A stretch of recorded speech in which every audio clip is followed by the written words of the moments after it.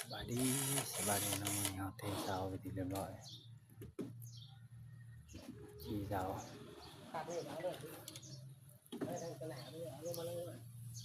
เหลือ3 ต้นเนาะต้นนึงแล้วอีกประมาณ2 เที่ยวก็จะแล้วเรียบร้อย3 แอมป์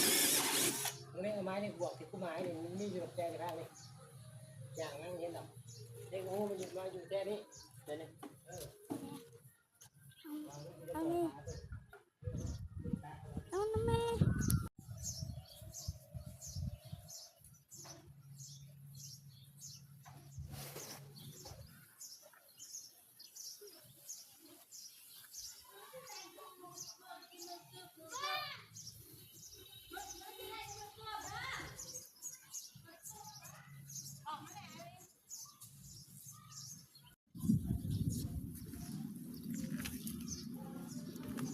แล้วเรียบร้อยเนาะโอ้8 12 ต้น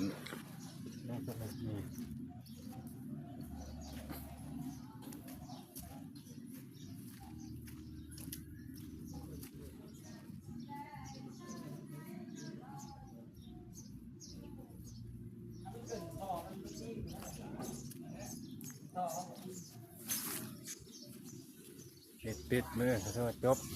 แกะแล้วยิ้มนะทางแอม